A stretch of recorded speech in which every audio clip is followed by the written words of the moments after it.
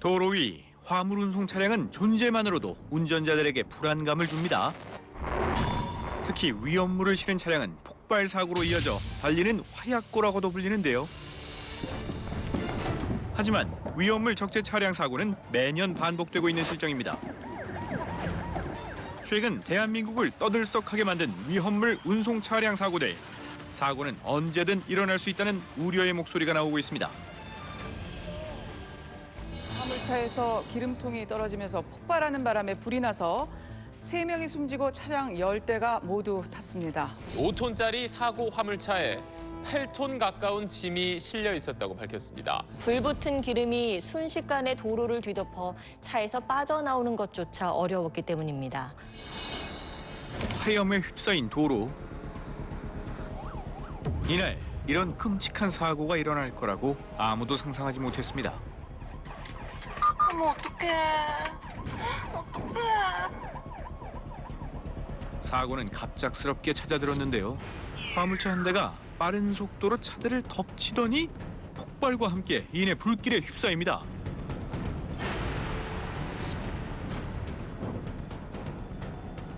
현장에 도착했을 무렵에는 하염에 휩싸여가지고 탈출자들이 일부 탈출을 해가 있었고 도로 한 100m에서 한 150m 정도가 전체가 지금 하염에 휩싸여 있는 그런 상태였습니다. 그 도로 구조물이라든가 CCTV 등 기타 여러 물체들이 전부 녹아버린 그런 정도의 어떤 열기였습니다. 참혹한 사고 현장은 당시 사고를 짐작해 했는데요. 새까맣게 타버린 차량과 아수라장이 돼버린 도로. 무엇이 이렇게 큰 사고를 불러온 걸까요? 충격하자마자 바로 불이 나고 바로 또 날았죠. 왜냐면 내려오다가 차 충격하면 물건은 탁 날잖아요, 그죠? 그러니까 순식간에 다 난 거죠. 도로 위에 수많은 드럼통. 이 안에는 유리물질인 산업용 윤활유가 들어있었습니다. 이 사고로 10대의 차량이 전수되고 8명의 사상자가 발생했는데요. 위험물을 운송하는 만큼 더욱 주의가 필요한 법이지만 당시 화물차에는 196개의 드럼통이 과적되어 있었고 결박조차 되어 있지 않았던 상황. 그러다 보니 충돌하는 순간 위험물이 도로 위로 쏟아진 거죠. 여기 있네요, 큰 거. 이게 굴러왔어요, 이런 것들이. 이런 것들이 한 5-6개가 굴러왔어요. 보통 보면은 군부대에서 폭죽이나 터지는 소리 있잖아요. 대포 쏘는 소리처럼. 그래 들렸거든요. 뭐지 하고 나오니까 저기서 딱 나오는 순간 여기에 불바다인 거예요. 트럭과 반대 차도에서 주행 중이었다는 피해자. 사태의 심각성을 알아차리기까지 오랜 시간이 걸리지 않았습니다. 이게 우리 차거든요. 이 표지판이 저 있구나. 그쪽 딱 맞네. 그죠? 이게 우리 차예요. 통이 굴러서 우리 차에 꼈잖아. 이게. 그리고 그 차가 여기 기름차 여기 있죠. 기름차가 저 표지판. 저 있네. 갑자기 통이 막 5-6개가 날라오고 앞에 있는 사람들이 차에 불이 붙고 차에서 뛰어내릴 때 통이 한 개씩 터졌거든. 옆에서 폭탄처럼 왼쪽에 터지고 오른쪽에 터지고. 폭발과 화재로 인해 생계수단이었던 차량은 전소되고 말았습니다. 끔찍한 사고에서 구사일생 살아났지만 피해자는 더 막막할 뿐이라는데요. 이렇게 보상이 안 된다 하니까 답답하고 된다면은 그래도 이래 안 답답할 건데 그 2천만 원에서 앞 그 차대가 다 이게 날아가야 된다니 그걸 뭘 어떻게 해요? 우리가 뭐 진짜 잘못해서 그런 것도 아니잖아요.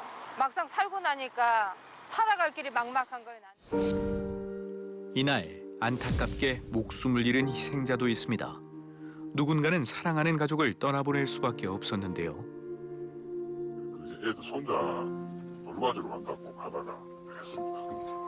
그랬는데 딸이 엄마가 올 시간이 안 되니까 전화가 왔어요. 저인데 엄마가 전화가 안 된다, 연락이 안 된다, 혹시 아느냐.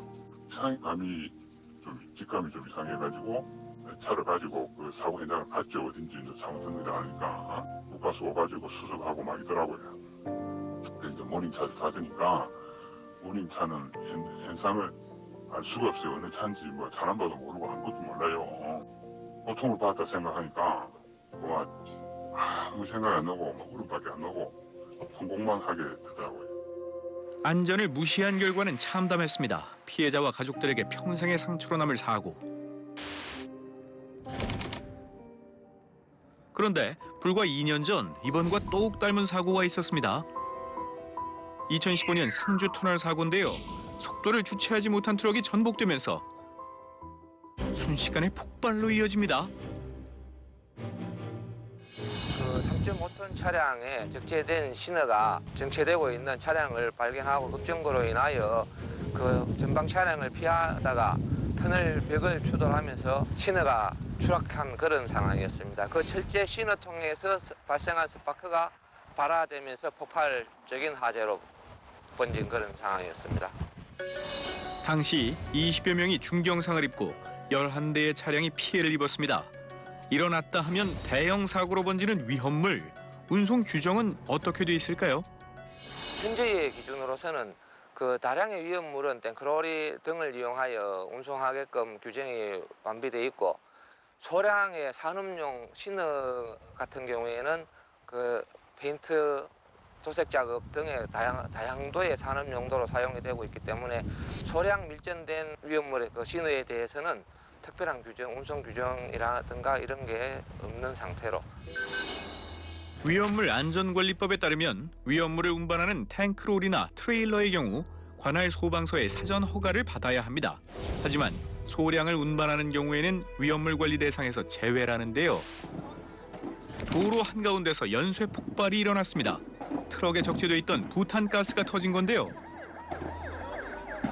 그때 당시에 운전자 부주의예요. 담배꽁초를 창문 열고 가면서 피다가 담배꽁초를 이렇게 떨어뜨렸는데 그게 뒤에 적재칸으로 옮겨가서 화재가 난 거예요. 차량에 싣고 가던 게 휴대용 부탄가스 8개 100박스, 등산용 20박스 이렇거든요. 약 2,600여 개 부탄가스가 폭발과 함께 도로에 쏟아지면서 연쇄 폭발로 이어졌습니다. 전쟁터를 방불케 하는데요. 부탄가스 하나의 위력도 굉장히 어마어마합니다. 부탄가스 하나가 터질 때 만약에 아파트에서 만약에 터졌다 그러면 베란다에 있는 창문 같은 것들은 거의 다 박살이 나고요. 심한 경우에는 문까지 날아갈 수가 있을 정도로 그 압력이 굉장히 크게 됩니다. 그리고 불도 한 6, 7m까지 치솟거든요. 근데 이게 2,600가 된다고 그랬을 때는 아마 이게 그 거의 아마 폭탄이 터지는 것만큼 큰 피해가 입었을 거예요. 사람이 주변에 있었다면. 문제는 위험성이 있지만 소량이라 위험물 관리 대상은 아니라는 겁니다. 다행히 인명피해는 없었지만 운전자의 방심이 부른 아찔한 사고. 현재 운전자는 재판 중이라는데요. 업무상 싫어하거든요. 이게 운행 중이었으니까 과실로 인한 불을 내더라도 이건 처벌을 해요. 피의자 신분으로 전환을 시켜요. 그래서 피의자 신분으로 전환을 해서 검찰에 송치를 했어요. 사각지대에 놓인 일반 화물차의 위험물 운반, 또 다른 영상입니다. 불길이 번지고 폭발이 이어지는데요. 뻥뻥 터지는데 지금 형체가 화물차예요. 화물차. 페인트 통들이 튀면서 여기저기 불이 내려가고 지금 여기 밑에도 보시면은 이게 다 떨어진 거예요. 밑으로. 위험해갖고 근처에 가서 좀 뭘 해보려고 해도 안 되더라고요. 이게. 폭발 원인은 택배 차량에 적재돼 있던 페인트. 어떻게 폭발에 이르게 된 걸까요? 페인트는 보통 1석유류 내지 2석유류에 속하는 물질이에요. 굉장히 휘발성이 강하거든요. 그래서 페인트나 신나 같은 경우는 굉장히 특별하게 관리를 해야 됩니다. 예를 들면 정전기 같은 경우에도 큰 점원이를 할 수가 있어요. 겨울이나 가을쯤에 이제 습도가 낮을 때는 이 정전기로가 발생해서 점화원으로 작용하는 경우가 굉장히 많이 있습니다. 그러면 점화하면 이제 화재로 이어지게 되는 거죠. 페인트의 폭발로 전소된 택배 차량. 문제는 잔해물이 다리 아래로 떨어지면서 주차된 차량들의 피해도 컸습니다. 위험물 적재 차량의 경우 사고가 발생하면 더 큰 인명피해나 재산 피해로 이어질 수밖에 없다는데요. 지난 9월 폭발 사고가 있었습니다. 사고 현장에는 아직 흔적이 남아 있었는데요. 당시 영상입니다. 현장부터 너무 가까이 가지 마. 너무 가까이 가지 마. 여기다 셀까요? 네. 빗길에 탱크로리와 덤프트럭이 충돌하면서 사고가 발생한 겁니다. 도착했을 때 그 탱크로리가 전체적으로 하염에 휩싸가지고 아주 격렬하게 불타고 있는 그런 상황이었습니다. 열기도 엄청났지만 그 가스 분출음이 아주 강렬했습니다. 그래서 그 주변 사람 말소리도 안 들릴 정도로 화재가 아주 강했습니다. 한눈에 봐도 심상치 않은 불길. 진압도 쉽지 않았다는데요. 그 순간 LPG 가스가 가열돼 탱크로리가 폭발하고 말았습니다. 폭발로 인한 파장도 컸다는데요. 본부 상황 여기 제독구급 현대시 폭발. 그때 여기 지나가던 전선도 다 이게 끊어졌습니다. 여기 저기 보이시죠? 녹슨 거. 저기 탱크 상판. 그러니까 저기서 이렇게 날라온 거예요. 여기 보면 나무 가지들이 없지 않습니까? 만약에 여기가 뭐 주택가라든지 아니면 뭐 농공단지가 있었다든지 아니면은 중요 시설물이 있었다든가 이랬으면 아주 피해가 훨씬 크게 발생됐을 겁니다. 국민안전처와 환경부에 따르면 최근 5년간 위험물 운송 차량 사고는 매년 30여 건 정도, 올해도 지난 6월까지 12건이나 발생했습니다. 사고 원인은 관리 소홀이 가장 많았는데요. 이제 위험물질 이제 관리법 같은 경우에 취급하는 이 위험물에 따라서 관리 주체가 상당히 10기관 이상으로 그 상이합니다. 특정적인 것은 국토건설부에서 또 다른 것은 그 경찰청에서 그러다 보니까 일관된 컨트롤할 수 있는 그 중심 기관 자체가 이제 없다고 하는 점도 하나의 문제점인 것 같고요. 석유 같은 위험물부터 고압가스, 유해물질들을 각각 관리하다 보니 정작 운반하는 차량 관리가 제대로 되지 않고 있다는 겁니다. 정책만큼 중요한 건 위험물 적재 차량 운전자의 안전의식, 특히 화물 운송 종사 자격증은 필수라고 하는데요. 자격증을 취득하면서 관련 법규라든가 제도 또는 화물을 어떻게 적재하고 운송해야 되는가 또는 어떻게 포장을 해야 되는지 어떤 위험물 취급에 대해서는 어떻게 되는지 이런 어떤 기본적인 지식을 알고서 화물 종사 업종에 취업을 하게 되면은 아무래도 어떤 위험에 대한 감수성이 높기 때문에 뭐 경미한 사고에서부터 약간 중대한 사고까지를 예방을 할 수가 있는 거죠. 또한 위험물일수록 특별한 관리가 필요한 상황인데요. 위험물 차량 사고 개선 방안은 없을까요?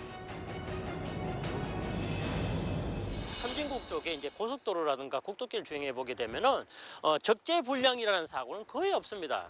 왜냐하면은 뭐 그 적재를 잘하는 것이 당연한 기본 중에 기본이고요. 대부분 적재된 물건이 어떤 것인지는 거의 안 보이게 되어 있습니다. 그리고 우리나라는 대부분 이렇게 포장을 치게 되면은 어느 정도 누출돼서 어떤 물건이 이게 대략적이 보이게 되는데 그런 것들이 좀 문제지 않나 하는 생각이 듭니다. 빠른 시간 내에 구체적인 위험물 운송 체계를 세우고 적극적으로 규제하는 일이 중요하겠죠. 그만큼 운전자의 안전의식도 높아져야 할 겁니다.